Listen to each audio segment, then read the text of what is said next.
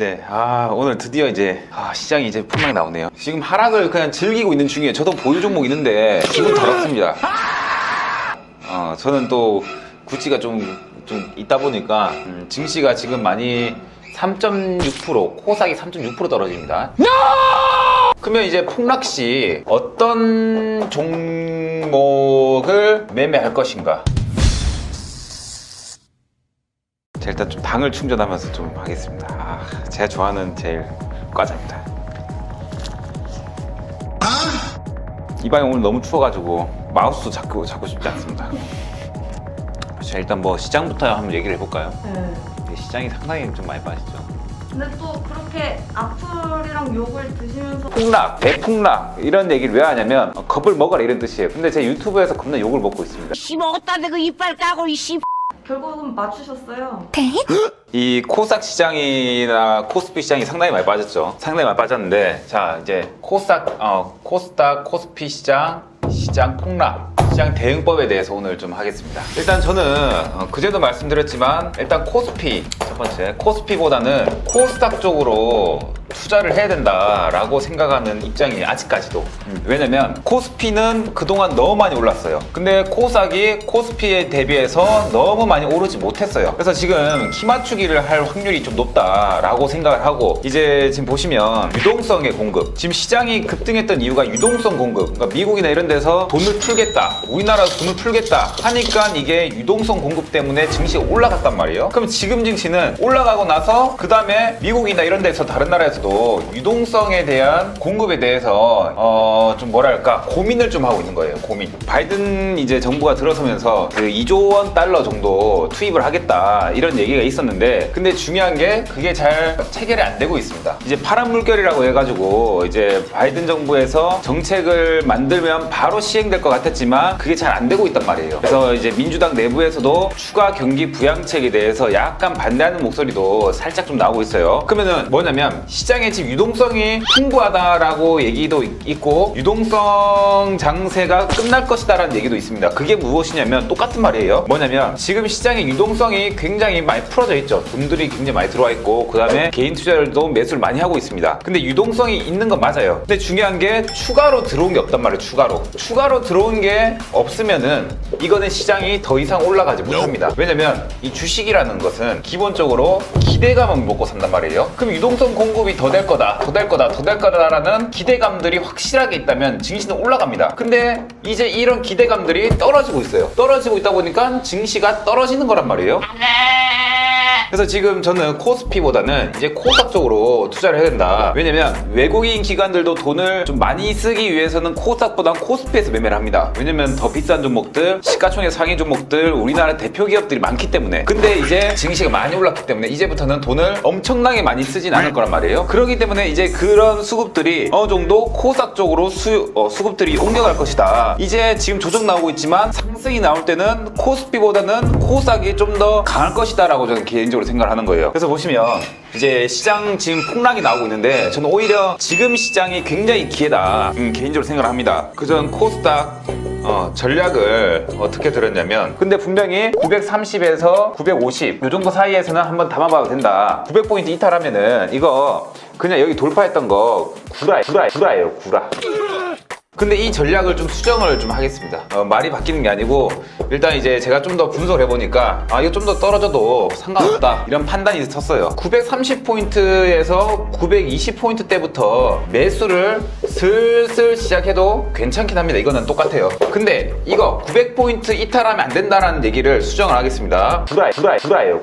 이거는 제가 이제 쭉 분석을 해보니까, 자 이제 많이 떨어진다면, 이런 말씀 좀 그렇지만 많이 떨어진다면 800포인트. 갑자기 이제 헉 소리 나죠. 좀 적게 떨어진다 해야 될까? 그럼 어느 정도 그냥 떨어진다면 한 870포인트 870포인트 이 사이에서 떨어질 때 계속 매수를 해보시는 것도 전 나쁘지 않다라고 전 개인적으로 생각을 합니다. 그럼 과연 무슨 종목을 매수해야 될 것인가? 2021년도 이제 넘어오면서 이런 말씀 드렸습니다. 이번에는 태세 전환이 굉장히 중요한 시기다 말씀드렸고, 대박이 날 수 있는 한 해다 말씀드렸어요. 그럼 대박이 날 수 있는 한 해는 뭐냐면, 시장이 떨어지더라도 다시 한번 올라온다고 확실감을 제가 가지고 있으니까 대박이 터질 수 있다. 아래에서 저가에서 겁나게 모으면 100%, 200%, 300% 그 이상까지 터질 수 있습니다. 근데 태세 전환이 또 중요한 거예요. 올라가다가 꺾일 수 있으니까 여기 꼭지에서 잘 팔고 내려올 때 다시 사야 된다는 거예요. 이게 태세 전환. 그러면 이제 올라갈 때 단타 종목들 단기 매매 겁나게 하다가 떨어질 때 끝내고, 이 떨어질 때 여기서 저가에서 매수 싹 해버리고, 이런 태세 전환이 중요하다. 대박을 칠 수 있다. 그래서 지금 저는 시장이 하락이 나올 때 오히려 저가 매수를 좀 하려고 노력을 하는 거예요. 이 낙폭과대 매수를 좀 하려고 좀 하는 겁니다. 그래서 지금 저 같은 경우에서도 이번에 확실한 기회다 생각을 해서 지금 이제 무엇을 잡을까, 저도 이제 노선을 또 확실하게 정하려고 노력하는 중이에요. 미래 산업에 배팅을 할까, 대선 관련에 배팅을 할까, 낙폭 과대된 뭐 바이오주도 있고 여러 가지 있단 말이에요. 여기 배팅을 할까, 어디 배팅을 해야지만 반등이 나올 때 가장 강력하게 나올 것인가 라는 거에 대해서 고민을 좀 하고 있는 거예요. 그래서 저도 지금 계속 분석 중입니다. 오늘도 원래 촬영을 안 하려고 했는데, 제가 분석 중이라서 촬영 안 하려고 했는데 빨리 이걸 알려드려야 되니까. 그래서 우리 피님이 이거는 꼭 빨리 올라갔으면 좋겠어요. 오히려 지금은 현금을 가지고 있다가 한 900포인트 깰 때부터 매수를 해보시는 것도 나쁘지가 않습니다. 그래서 지금은 현금 들고 계시면서 어떤 노선을 탈지, 어떤 종목을 매매할지 고민을 해보는 그런 시간을 좀 가졌으면 좋겠고요. 저는 일단 지금 생각하고 있는 게, 일단 바이오도 보고 있어요. 바이오 제약 다 보고 있습니다. 바이오 제약. 그러니까 이제 향후에 오를 섹터를 고민을 해야 되는 거잖아요. 그러니까 저는 지금 바이오, 그 다음 제약, 그 다음에 대선, 바이오, 제약, 대선, 수소는 지속적으로, 그 다음에 자동차, 반도체, 이렇게 계속 보고 있습니다. 지금 보시면 반도체 같은 경우에는 슈퍼사이클입니다. 그럼 기본적으로 시장이 떨어진다고 해서 슈퍼사이클이 없어지는 게 아니잖아요. 지속되고 있는 중이에요. 그냥 시장이 떨어지고 있는 중입니다. 그래서 이런 섹터들을 다 보고 있는데, 그 중에서 낙폭과대 많이 된 게 바이오가 가장 낙폭과대가 많이 됐어요. 그래서 저도 지금 뭐 일양약품이라든지 동아약품이라든지 제넥신이라든지 그동안 많이 떨어진 종목들, 기술력은 어느 정도 있지만 실적도 어느 정도 낮지만 많이 떨어진 것들을 일단 제가 좀 지켜보고 있다. 이거 지금 매수한다 이런 게 아닙니다. 매수한다가 아니고, 지금의 이런 하락장에서 어떻게 매매를 해야 되냐, 지금은 오히려 단타보다는 모아가야 돼요. 모아가야 되는 시기, 모아가서 한 방에 대박 터트리는 시기, 한 방에 대박 터트리고 나서 그 다음에 싹 매도하고, 그 다음에 이제 증시가 슬슬 올라갈 때, 증시에 횡보할 때는 단타를 하시면 됩니다. 지금은 강력하게 모아가야 될 시기, 나중에는 단타를 할 시기. 그래서 그동안 기술력 있지만 가장 많이 빠지는 바이오 종목, 제약 종목 보고 있고, 한동안 이제 많이 올랐지만 떨어지고 있는 대선 종목도 보고 있고요. 수소는 그동안 많이 올랐긴 했는데, 당연히 이제 미래 정책적으로 봤을 때 이건 무조건적으로 해야 될 수밖에 없는 거고, 반도체 슈퍼사이클, 자동차는 친환경 자동차, 이쪽으로 좀 되고 있습니다. 그래서 이 정도 딱 보시면 전 굉장히 좋지 않을까 하고 전 개인적으로 좀 생각을 합니다. 지금 하락을 그냥 즐기고 있는 중이에요. 저도 보유 종목 있는데 기분 더럽습니다. 증시가 지금 많이 3.6%, 코스닥이 3.6% 떨어집니다. 이거 오히려 더 저도 괜찮아요. 코스피 2.8% 정도 떨어지고 있고요.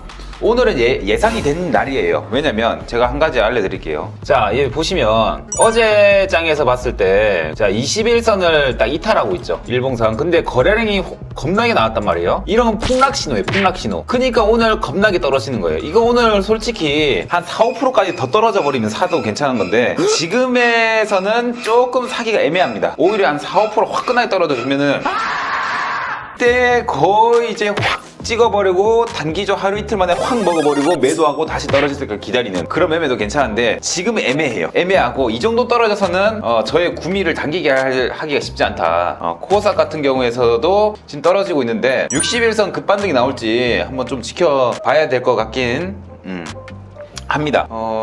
뭐 전반적으로 봤을 때 지금은 종목 공부를 해야 되는 시기고 종목 공부를 하면서 미래를 준비해야 되는 시기. 그래서 제가 지금은 상승장 때보다 오히려 더 바빠요. 왜? 이제 대박을 낼 수 있는데 진짜 좋은 기업 배팅을 해야 될 거 아니에요. 그러니까 종목 공부를 더 해야 되는 거죠. 시장이 떨어질 때 이 종목도 같이 떨어질 건데 이 종목에 대한 믿음이 있냐 없냐가 가장 중요한 거예요. 이 종목에 대한 믿음이 있다면 이 종목을 쭉 보유할 수 있고 20-30% 떨어진다 하더라도 시장 때문에 더 떨어진다 하더라도 더 잡을 수 있는 거죠. 그래서 저도 지금 확실한 감을 좀 잡기 위해서 지금 공부 중인 상태고요. 잠시 영상 찍으러 왔습니다.